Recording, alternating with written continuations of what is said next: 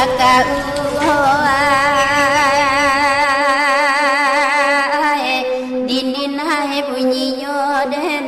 assalamualaikum warahmatullahi wabarakatuh. Jumpa kembali dengan channel Harimau Cupa.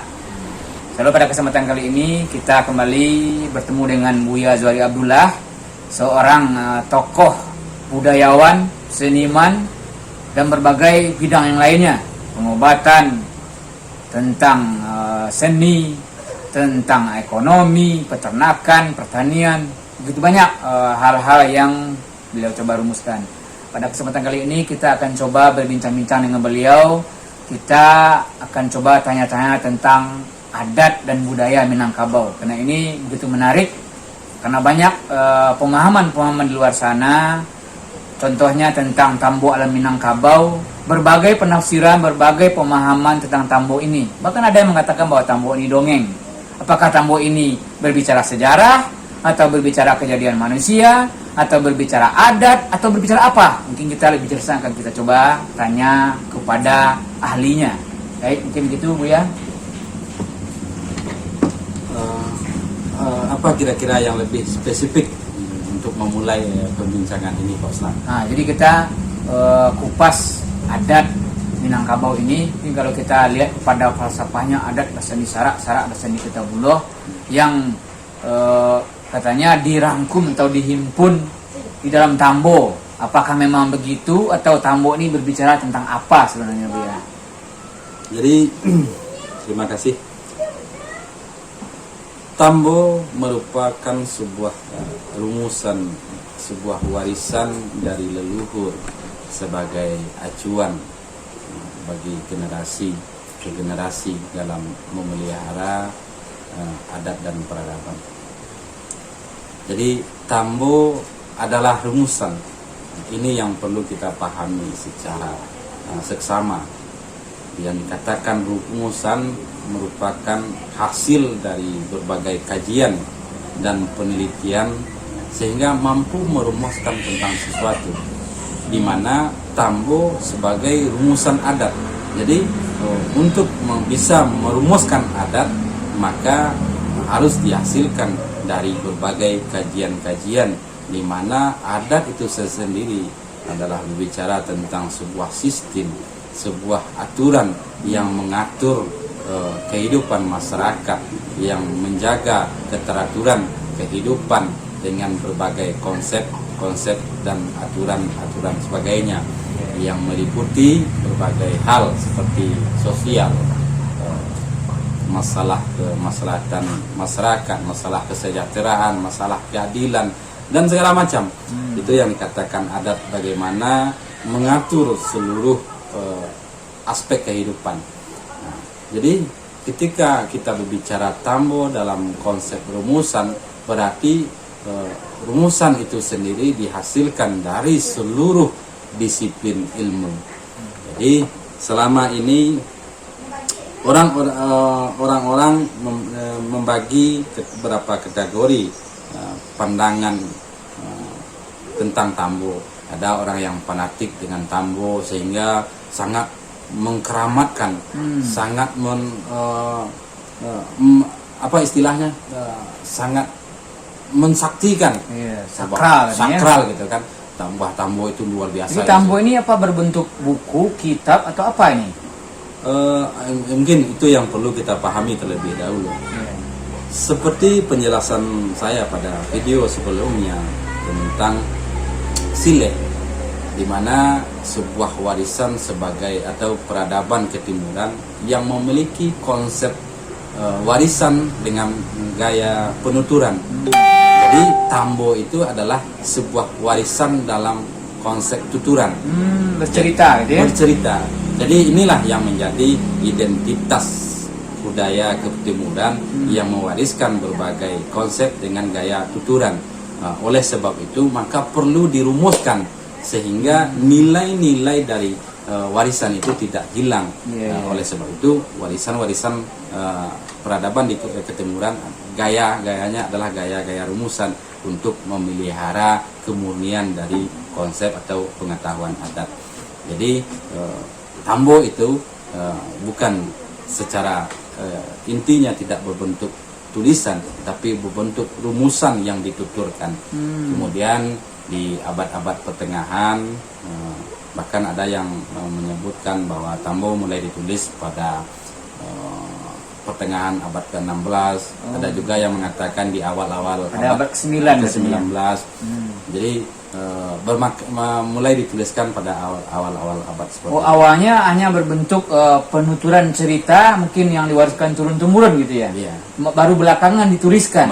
Baru belakangan. Begitu. Bukan dari zaman dulunya sudah tertulis dalam bentuk buku, bukan ya? Bukan. Begitu. Nah, kemudian masyarakat mengartikan Tambo itu membaginya kepada bagian. Ada Tambo alam. Kemudian ada Tambo nagari. Begitu. Kemudian ada Tambo adat.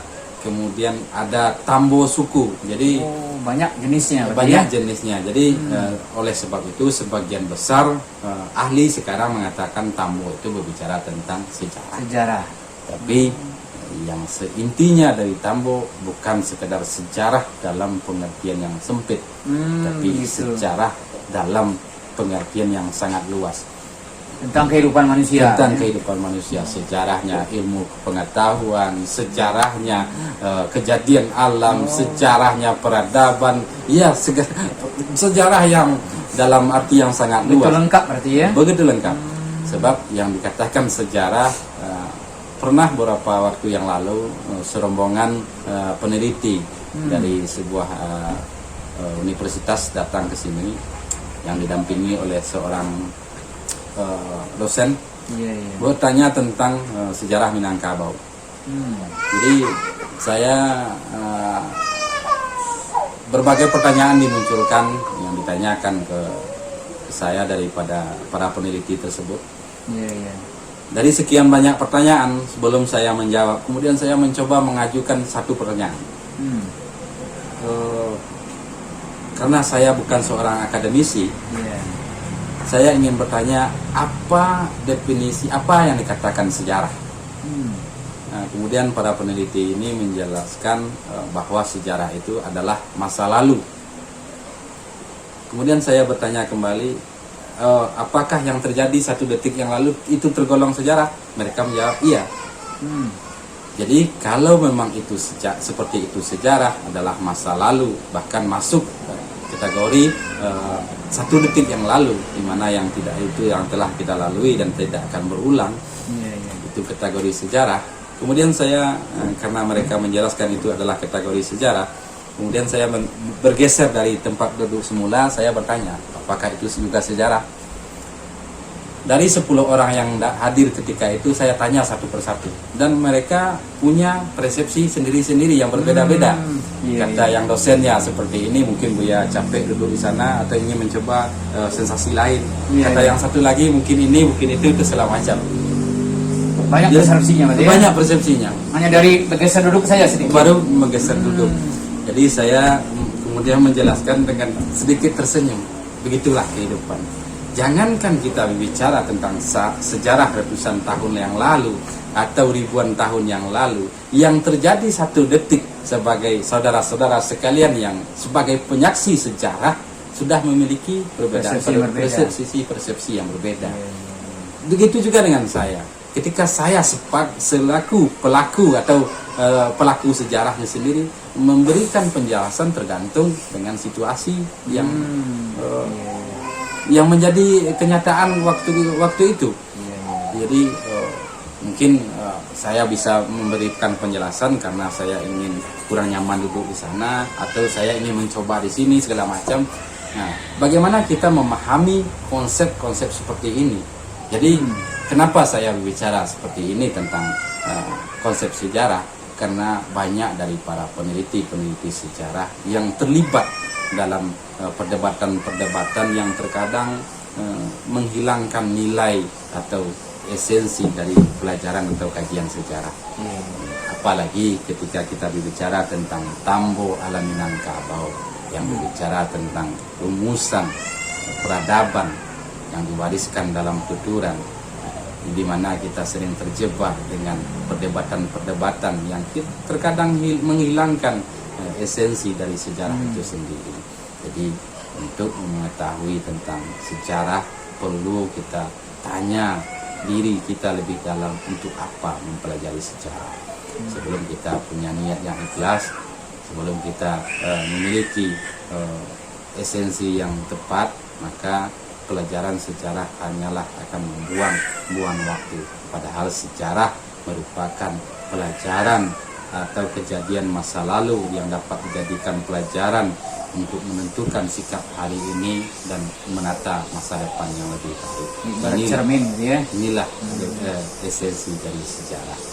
Jadi sebelum kita berbicara sejarah lebih lanjut, ini yang harus kita pahami supaya jangan terjebak di dalam perdebatan-perdebatan yang mungkin akan melalaikan kita daripada hikmah dan pelajaran kehidupan. Jadi kembali kepada Tambo. Tambo adalah rumusan pengetahuan yang berbicara tentang sejarah dalam arti yang sangat luas, bukan sekedar sejarah perjalanan peradaban atau sejarah perjalanan leluhur nenek moyang kita dari dahulu. Jadi Tambo berbicara sejarah seluruhannya. Jadi penafsirannya bisa luas, Sangat luas sekali. ya. Karena bahasanya saya lihat di Tambo itu seperti